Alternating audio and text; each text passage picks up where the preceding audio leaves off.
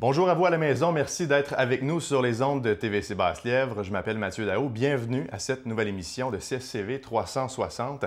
Deux invités avec moi en studio. Premièrement, Éric-Antoine, président de la CSCV, bonjour. Bonjour. Et finalement, M. Sylvain Tremblay, commissaire maçon en G-Ouest et également nouveau vice-président de la CSCV. On va y revenir tantôt, on va en parler évidemment. Merci d'être avec nous. Bonjour, M. Daou. On va commencer tout de suite. Lors du dernier conseil des commissaires, on a parlé notamment d'état financier. Pour l'année scolaire 2016-2017, la CSCV est en surplus de 472 000 On parle d'un surplus cumulé depuis les dernières années de 227 000 c'est-à-dire que la CSCV n'est plus endettée et c'était le cas depuis environ les 5 dernières années, je crois. Monsieur Antoine, comment c'est possible? Comment on y est arrivé? Bien, premièrement, c'est une très bonne nouvelle. On a vécu des années difficiles de compression budgétaire. C'est arrivé par une saine gestion des finances, par notre direction des services financiers et puis de son équipe. Ça ne s'est pas fait par magie, là. Il y a des choses qui... c'est une saine gestion des finances, oui, mais il y a des montants qui ont resté dans les écoles et les centres qui ont fait en sorte qu'on a dégagé cette somme cumulative positive en fin d'exercice. À titre d'exemple, il y a 197 500 en FGA, en formation générale des adultes, qui n'a pas été dépensé parce qu'il y a plusieurs élèves qui ont persévéré, moins de décrochage. Il y a une somme de 88 500 reliée avec le perfectionnement des enseignants et due au contexte qui n'a pas été dépensé. Il y a une autre somme de mémoire de 42 000 en lien avec les plans d'intervention. Des enseignants avaient été libérés pour établir des plans d'intervention et les évaluer, qui n'a pas été dépensé encore une fois. Et peut-être un dernier exemple, il y a 164 000 qui étaient au soutien à l'intégration des élèves en classe, des élèves en difficulté en classe régulière, qui n'a pas été dépensé. Mais dans ces deux dernières mesures-là, le ministre a entendu les besoins et va reconduire ces sommes-là à l'an prochain. Donc, on comprend que c'est des sommes qui vont servir plus loin, plus tard. Et puis, mais ce n'est que du positif, là. Donc, on voit ça comme des économies, non pas des dépenses qu'on n'a pas fait, qu'on aurait pu faire, en fait. Bien, l'autorité de ces dépenses-là appartient aux directions d'établissement. Fait qu'en quelque part, si la dépense n'a pas été faite, il y a peut-être une stratégie derrière ça qui leur permet de croire que l'an prochain, ça va être plus propice de mettre des mesures en place selon la recherche et les données probantes qui vont faire en sorte qu'on va vraiment cibler les élèves. C'est plus vers les élèves en difficulté les sommes dont je vous parle. Il y a aussi beaucoup de fonds qui ont été injectés par le gouvernement directement dans les écoles pour engager des ressources, mais là, c'est que tout le monde veut engager des ressources en même temps. Donc là, il y a tout ce processus-là aussi qui doit être mis en branle. Donc, un coup que ces ressources-là vont être engagées, là, les écoles vont pouvoir dépenser ces fonds-là. Et c'est important de mentionner que, je crois, cet argent-là ne reste pas dans les coffres-forts de la CSCV, mais va plutôt être redistribué dans différents projets, c'est ça? Exact. Et ça retourne dans les écoles. Bien, c'est ça. Puis comme Sylvain disait, il y a une pénurie dans certains endroits par rapport à certains intervenants qui fait en sorte qu'on ne pouvait pas dépenser. Les directions d'établissement ne pouvaient pas se procurer les services de psychologues ou autres, là, t'sais. Fait que, il y a ce défi-là, présentement. Au cours des 5 dernières années, on était en déficit. Est-ce qu'il était important, le déficit? Bien, il était quand même assez important, là. On a parlé d'un déficit à un certain moment donné dans plusieurs centaines de milliers de dollars. On avait, jusqu'à l'an passé, un déficit accumulé de 244 000 écoutez, on a fait je veux dire des miracles là, avec les ressources qu'on avait. Et puis, on n'a pas coupé dans le service à l'élève. C'est ça notre fierté. Puis, en bout de ligne, là, tu sais, le surplus accumulé qu'on a présentement de 200 quelques mille, ou le surplus annuel qu'on vient de faire de 472 000, c'est comme si on met ça en perspective. Là, on prend une famille qui ont 2 salaires de 50 000 ou font 100 000 dans leur foyer, et puis à la fin de l'année, il leur reste 600 $. C'est environ ça, c'est 0,6 %. Fait que c'est raisonnable. En Ottawa, on a une problématique avec les taxes scolaires, surtout à la CSCV. Est-ce qu'il y a un lien entre le surplus et les taxes scolaires? Aucunement. Aucunement, pourquoi? La taxe scolaire, c'est 15 à 20 Notre budget, on n'est pas financé à 100 Donc, le 15 à 20 manquant vient de la taxe scolaire. C'est 15 millions. Fait qu'il n'y a pas de surplus par rapport à la taxe scolaire. Le fait que les gens, il y a eu une augmentation de 6,71 presque 7 en fait, c'est parce que les gens ont transféré.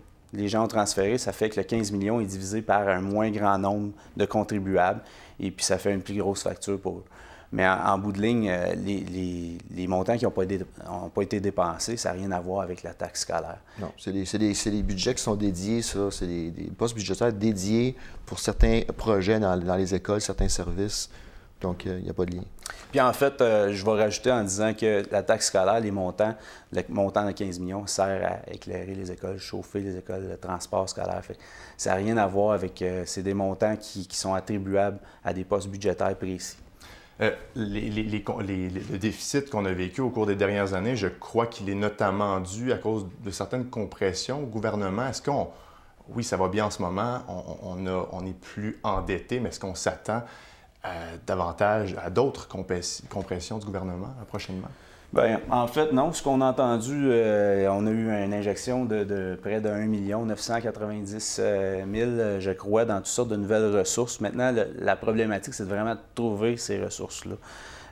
On ne voit pas, surtout dans le calendrier électoral prochainement, de coupure au niveau des services, soit en santé ou en éducation, ce qui nous préoccupe le plus, mais plutôt des injections de sommes. Fait que de nouvelles compressions ne m'inquiètent pas et puis on ne peut pas retourner en arrière. Là. Présentement, nos services fonctionnent au strict minimum. Oui, puis le gouvernement s'est engagé au cours de la dernière année de faire de l'éducation une priorité. Donc, si on va en faire une priorité, il faut investir les fonds, il ne faut pas couper. Donc, c'est rassurant et on continue comme ça. Oui. Bravo pour cet état financier. Merci. On va changer de sujet. Il y a, au moment où on se parle, 3 postes de commissaires vacants. Il y a l'ancien vice-président qui a démissionné. Il y a aussi 2 commissaires qui ont également démissionné. Monsieur Tremblay, bon, de qui s'agit et quelles circonscriptions sont touchées? Oui. Donc, vous parlez de l'ancien vice-président. Il était aussi commissaire. Donc, avant d'être vice-président, on était aussi commissaire. Donc, c'était M. Danny Ouellet qui représentait la circonscription des méandres de la Petite-Nation, donc Saint-André-Avelin-Ripon. Il y avait aussi M. Charles Côté qui représentait la circonscription de Rivière-Blanche, donc en gros Tursault et les environs. Et puis finalement, M. Richard Durocher qui représentait la circonscription de Beauchamp-Ville-du-Ruisseau dans le secteur de Buckingham. Est-ce que vous savez pourquoi ces gens-là ont démissionné? Bien, c'est des raisons personnelles. Vous savez, après 3 ans sur le Conseil des commissaires, des fois, la vie nous amène ailleurs et puis on doit faire d'autres choix. On ne peut plus s'impliquer autant pour des raisons de travail, des raisons personnelles. Donc, il y a des raisons qui leur appartiennent.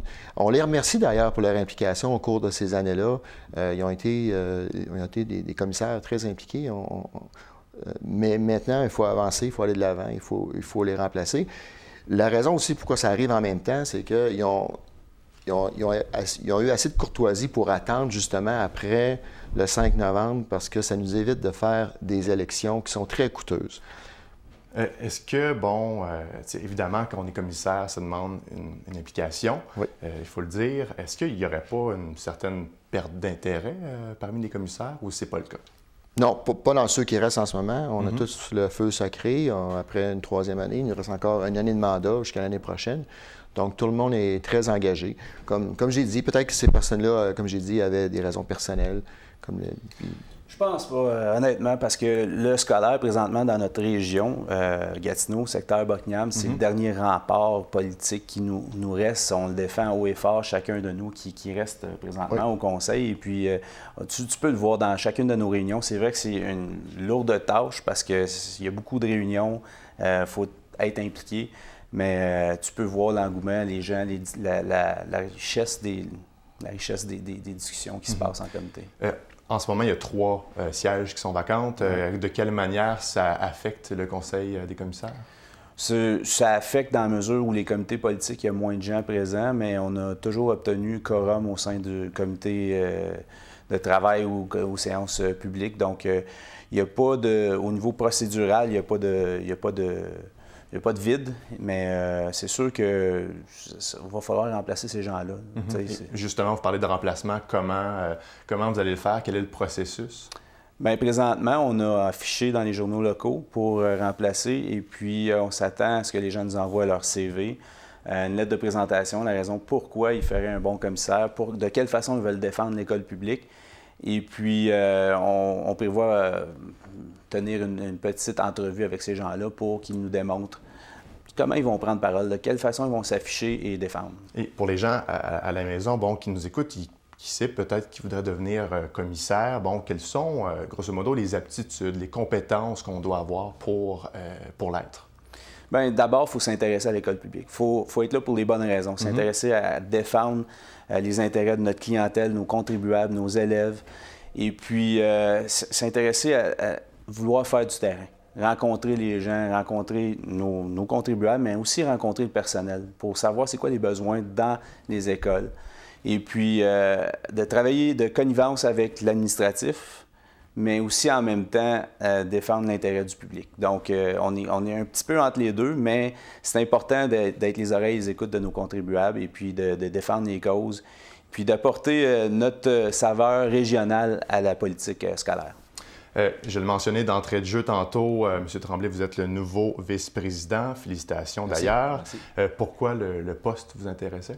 Bien, je voulais aller un peu plus loin dans mon implication. Moi, je suis quelqu'un qui aime ça s'impliquer, qui aime ça être au courant de ce qui se passe. Je voulais travailler encore plus étroitement avec notre président, M. Antoine, avec notre directeur général, M. Goudreau, et notre futur directeur général, M. Bellemare.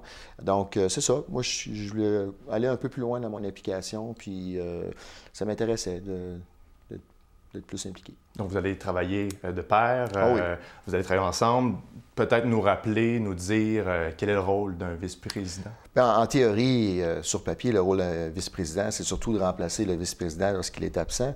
Mais dans la réalité, c'est beaucoup plus que ça. Si vous êtes absent, est-ce que vous êtes absent souvent, M. Antoine? Non.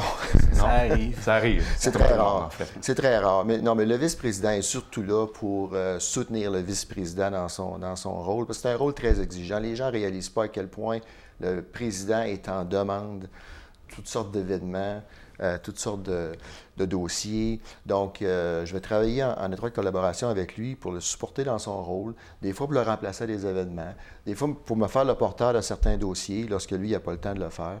On va se partager ça pour que ce soit un peu plus équilibré, puis pour qu'on puisse aussi avancer. Puis, en même temps aussi, j'ai un rôle aussi avec les commissaires, de travailler avec eux aussi en collaboration. Donc, des nouveaux commissaires qui s'en viennent bientôt, un nouveau vice-président, un nouveau directeur général, donc du nouveau, c'est le cas de le dire, à la commission scolaire. Une nouvelle école, des nouvelles sur la taxe scolaire prochainement. On l'espère.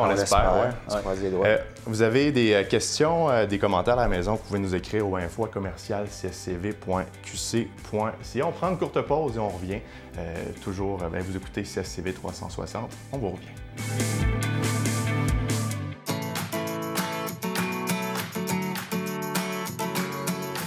Bonjour, moi c'est Léonard. J'ai une amputation au bras. Ça, c'est ma prothèse de patin. Quand Léonard patine, on la voit heureuse. Faire du patinage artistique, ça la rend fière. Et Léonard, elle a différentes prothèses pour tous les sports qu'elle pratique. C'est une petite fille très active. Toutes les activités à côté qu'elle peut faire, c'est grâce aux amputés de guerre. Merci les amputés de guerre pour ma prothèse de patin. Chaque pays a sa langue. Ici, on parle français. Ici, on travaille en français. Ici, on étudie en français. Notre fierté, le français. Un message d'impératif français. On est de retour à CSCV 360. On est toujours en compagnie de M. Éric-Antoine, président de la CSCV, et M. Sylvain Tremblay, nouveau vice-président de la commission scolaire au Cœur des Vallées. Comme on le fait à chaque mois, on va énumérer quelques bons coups. Je veux commencer avec la collation des grades de l'école secondaire Hormidas-Gamelin qui s'est tenue le 2 novembre dernier. Pourquoi c'était important pour vous de le mentionner, M. Tremblay? C'est très important parce que nous, c'est la deuxième année qu'on fait ça, d'honorer nos diplômés au secondaire qui ont fini leur secondaire 5. Donc, c'était une belle soirée. On avait 170 diplômés. On a mentionné aussi durant la soirée qu'il y en avait, je pense, 13 qui se sont rajoutés dans les derniers mois, les dernières semaines, parce qu'ils ont réussi à compléter leur examen. J'ai beaucoup aimé ça, de voir la persévérance de ces jeunes-là. On mentionnait pour chaque étudiant aussi qu'est-ce qu'ils faisaient maintenant, donc en quel programme ils étaient au cégep, tout ça. C'était vraiment intéressant. Je salue aussi la patience de notre président qui a pris 170 photos avec chacun des diplômés, donc tout un effort de patience. Mais c'était vraiment une belle soirée. Les jeunes, les parents étaient là, les jeunes étaient contents, je pense, puis c'était le fun. Le taux de diplomation, pas nécessairement à ESHG, mais partout sur le territoire de la CSCV, est-ce qu'il est en augmentation ou en diminution? C'est en croissance. En croissance. Puis la raison derrière ça est fort simple. C'est un outil qui vient de chez nous. C'est des gens de chez nous qui ont pensé. Une équipe derrière ça, Sébastien Tremblay, Sébastien Bugeaud, toute une équipe qui ont mis sur place un outil. Je pense qu'on voulait en parler plus tard, mais j'ai abordé le sujet, le suivi de cohorte. Je veux lancer un super gros bravo à notre personnel chez nous pour cet outil-là qui est exportable, qu'on va partager. On n'a pas intérêt à garder ça chez nous. Essentiellement, c'est une feuille de calcul qui nous permet de suivre les élèves en difficulté. Une cohorte, c'est 7 ans. Le ministère nous donne 7 ans pour diplômer nos étudiants. Et puis, à partir de la 5e année, on peut savoir, disons, quel élève est en difficulté. Il y a des codes de couleur. Et puis, on va investir un intervenant, une personne à cet élève-là pour pouvoir l'aider, savoir c'est quoi ses besoins, pour ne pas qu'il décroche, pour l'aider à être diplômé pour son futur. Puis là, on sait exactement qui on peut cibler. Donc, à mesure que les années, la cohorte progresse, on sait sur qui s'attarder et donner davantage de temps et de ressources. On regroupe toutes les interventions d'un étudiant pour en faire le suivi et, en fait, pour éviter de faire des erreurs, pour éviter que le suivi soit tout simplement logique et qui aide réellement l'élève, c'est ça? Mais il n'y a personne qui tombe dans les cracks maintenant, puis c'est une plage partagée par tous. Donc, à certains moments, les intervenants peuvent aller piger puis dire « Ah, moi, je vois que tel élève, besoin d'aide, moi, je vais entrer en contact avec. » Pourquoi on a développé cet outil-là? C'est parce qu'avant, on avait davantage tendance à s'éparpiller un peu dans tout ça? Bien, on est en amélioration continue. C'est un outil qui vient de chez nous. C'est des cerveaux de chez nous qui ont pensé à ça puis qui se sont dit « Hey, on ne veut plus perdre des élèves après un certain moment donné. Sont pas passés au DEP, en formation professionnelle, sont où, tu sais, sont-ils au cégep? » Fait que maintenant, on est capable de suivre exactement à la lettre chacun. Ça peut passer comme quelque chose de très simple, mais je peux vous dire que les autres commissions scolaires ont regardé notre outil puis ils se sont tous dit « Wow, on veut faire la même chose, pouvez-vous nous en parler? » Parce que c'était pas fait ailleurs. Donc, malgré que c'est un concept qui est très simple, c'est une innovation quand même. Et puis, tu sais, quand on parle de suivi, là, dans cet outil-là, genre, si un élève change d'école, bien, il est quand même suivi par son directeur d'école, de son école d'origine. C'est une obligation qui vient avec cet outil-là. Donc, vraiment, comme vous dites, on ne les lâche pas à travers les cracks et puis ils sont suivis tout au long de leur cheminement pour s'assurer qu'on augmente notre taux de diplomation. Donc, on vous révèle un secret. C'est de cette façon-là qu'on peut se targuer de dire qu'on va passer notre taux de décrochage de 16 à en deçà de 10 C'est avec cet outil-là, parce qu'on sait qu'on cible les personnes qui ont besoin de cette aide-là. Donc, c'est pas un chiffre magique qu'on a lancé dans les airs. On sait qui on peut aborder et quels sont les besoins. Et ça, c'est déjà en cours ou on va le lancer bientôt? C'est déjà en cours. Okay. C'est récent quand même. C'est assez récent. D'accord. Donc, nouvelle innovation. Peut-être qui sait que les autres commissions scolaires, peut-être ailleurs aussi, dans l'Outaouais, vont se fier à cette nouvelle idée-là. C'est déjà en cours. On l'a déjà présenté, puis ils veulent s'en servir. Ouais. C'est pas une question d'améliorer nos statistiques. On est friands, oui, les politiciens de statistiques, mais c'est en même temps d'aider les jeunes à améliorer leur parcours scolaire et se donner une chance plus précise ou de meilleures chances dans la vie pour un travail qui les passionnera. On reste toujours dans les bons coups. Le 8 novembre dernier, il y a eu une activité de reconnaissance des années de service et aussi des gens qui partent à la retraite. Les deux activités se sont jointes là, dernièrement. Comment s'est déroulée cette activité-là? C'était vraiment très bien. Comme vous dites, c'était nouveau cette année qu'on joint les deux événements, qui ont quand même une certaine synergie. Puis je pense que les gens ont apprécié qu'on fasse ça ensemble. Donc, bien sûr, on aime reconnaître nos employés qui ont atteint un certain niveau d'années de service, donc les 10 ans, 15 ans, 20 ans, 25 ans et même jusqu'à 30 ans. Donc, c'est une fierté pour eux, c'est une fierté pour nous de les reconnaître. Puis en même temps aussi, on avait, je pense, c'était 11 personnes qui avaient pris leur retraite déjà, qu'on les a ramenées, et puis qui ont eu un hommage qui a été fait par leur ancien directeur ou directrice. Donc, ça aussi, je pense que c'était émotif, il y avait des belles expériences qui ont été partagées lors de ces présentations-là, mais c'est vraiment une belle soirée où on a pu... le CSCV, c'est une famille, puis on aime ça, remercier nos gens, ça s'est senti les que reconnaître. c'était une famille unie. Puis, absolument. Puis les commissaires, plusieurs d'entre nous étaient présents, puis on aime ça être là pour ça. À la fin du mois maintenant, le 24, il y a un souper pour la Fondation Louis-Joseph Papineau. Personnellement, je ne la connais pas, cette fondation-là. Quelle est-elle, en fait? L'école secondaire Louis-Joseph Papineau ont leur propre fondation qui met en place, tout comme la Fondation de la réussite éducative, des projets pour les élèves, les étudiants. Et puis, ils font ça annuellement. C'est un souper qui ramasse des fonds pour venir en aide, pour mettre des projets de l'avant. Et puis, l'an passé, la thématique, c'était, je pense, fromage et bière, peu importe. Là. Cette année, c'est des mets asiatiques. Et puis, j'ai parlé avec Jean Beauchamp, qui était l'ancien directeur de cette école-là, qui me disait qu'ils ont déjà essayé les mets. Puis, ils ont hâte d'accueillir les gens, puis les dons sont bien accueillis. C'est une belle soirée de relations publiques où on peut jaser. On ajoute ça à l'agenda. Oui. Et la grande tournée des écoles revient cette année pour une 4e année consécutive. On a dévoilé les 6 ambassadeurs. C'est Frédéric Ménard qui est derrière cette idée-là. Oui. Vous avez participé, vous étiez ambassadeur l'an dernier. À quoi les nouveaux ambassadeurs peuvent s'attendre comme expérience cette année? Bien, premièrement, j'aimerais les féliciter. On parle de Mme Odette Bernier, Nancy Morin, Sophie Deschâtelet, Cynthia Brunet, Stéphane Bourassa et est-ce que j'en ai dit 6? Non, t'en manques un.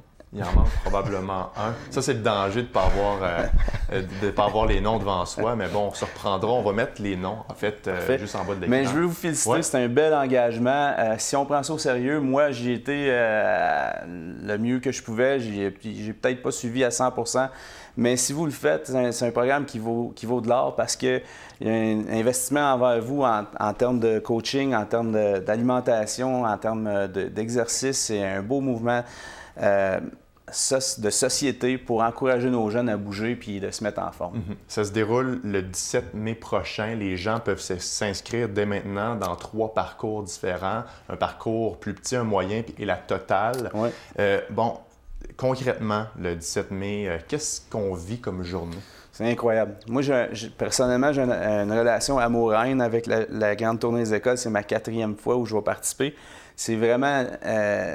de se mettre en forme pour la journée, c'est ça qui est le plus difficile, qui est demandant, parce qu'il faut l'être en forme. C'est un grand périple de 100 km, mais l'esprit de camaraderie, quand tu roules avec ces gens-là, tout le monde s'aide, puis à la fin, c'est très émotif, là, parce qu'on fait ça pour soi, mais en même temps, on fait pour démontrer à chaque école où on arrête, les élèves font une danse pour nous, on est comme des héros. Puis pourtant, on fait ça pour eux, pour leur montrer que c'est possible. Il y a des gens qui partent de loin pour venir faire de loin dans leur parcours personnel pour venir faire cette journée-là, puis je les salue. C'est un exploit extraordinaire. Et l'objectif, c'est d'arrêter dans une 15aine d'écoles. J'imagine que ça doit être assez magnifique de voir le visage et les jeunes participer et de promouvoir les saines habitudes de vie. Oui, puis il y a un élève qui fait un bout de chemin avec nous à chaque école. Ils font la danse. L'an passé, si je me souviens bien, c'est 6 écoles qui ont reçu un chèque de 1 000 pour les encourager à faire des projets sportifs où ils bougent. Donc, on est tellement fiers, c'est une de nos fiertés chez nous. Et Frédéric Ménard et son équipe, Mélissa Brousseau, sa conjointe, c'est des gens créatifs qui nous ont amené cet événement-là. On ne peut pas les remercier assez. Donc, et voilà pour les bons coups. Je veux parler maintenant de la Fédération des commissaires des commissions scolaires du Québec. Je pense que ce sont les présidents qui se rencontrent à chaque mois. De quoi vous parlez durant ces rencontres-là? Bien, surtout des enjeux et des défis de l'heure. On va parler des élections scolaires, on va parler de l'attaque scolaire, on va parler de tout ce qui touche le scolaire, de l'investissement dans le scolaire, Donc, il y a beaucoup de discussions qui se passent là, qui doivent être ramenées dans chacune des commissions scolaires. Des défis tels que des choses qui nécessitent des décisions qui doivent être prises au niveau national. Oui, c'est les présidents, mais à l'occasion, le vice-président peut se pointer. Et puis, c'est des belles conversations enrichissantes qui font qu'on peut développer des orientations et puis se positionner en tant que commission scolaire au local. Je veux parler maintenant de biomasse forestière résiduelle de la Chaudière. C'est un projet du ministère de l'Éducation. Qu'est-ce que c'est concrètement? En fait, c'est déjà une entente qui est en place. On a eu une subvention du gouvernement. Puis plutôt, on parlait des états financiers, puis comment on a réussi à atteindre un équilibre budgétaire. Bien, un projet comme ça, c'en est un aussi parce que c'est un projet d'efficacité énergétique. Donc, grâce à cette subvention du ministère de l'Énergie et des Ressources naturelles, on a pu mettre en place ce projet pour la biomasse. Qu'est-ce que c'est concrètement? Bien là, je n'irai pas dans les détails techniques, là, mais c'est un projet d'efficacité énergétique. Je résumerai ça comme ça. Donc, ça nous permet de chauffer le LJP, la polyvalente, à meilleur coût, grâce à cette subvention. Et puis, pourquoi que ça a passé au Conseil des commissaires, c'est que l'entente était sur 3 ans. On a besoin d'une année supplémentaire pour le mettre en place, là, pour compléter le projet. Donc, c'est juste un avenant qu'on a fait à cette entente-là. Il reste quelques secondes à l'émission. Dernière question pour vous, Monsieur le Président. Il y a un projet de nouvelle école. Où est le projet au moment où on se parle? Le projet, la demande a été déposée au ministère. On a reçu une accusé de réception. C'est au point de vue administratif, la demande doit être étudiée. On nous a dit que la personne, le directeur de l'organisation scolaire, M. Bellemare, qui va être le prochain DG, avait mené le dossier de fond de train, il l'avait bien épluché, il respecte tout au niveau administratif. Maintenant, il y a un processus politique qui doit être mis en branle. Et puis, on souhaite que notre député local puisse le porter haut et fort. On attend plus de détails prochainement. Oui. Messieurs, Éric Antoine, président de la CCCV, Sylvain Tremblay, nouveau vice-président de la commission scolaire, c'est un plaisir d'être avec vous. Aujourd'hui, on se dit peut-être au mois prochain. Peut-être. Vous avez des questions, vous avez des commentaires, je vous le rappelle, vous pouvez nous écrire au info@cscv.qc.ca. Je m'appelle Mathieu Daou, c'était une nouvelle émission de CSCV 360. On se dit au mois prochain. Salut.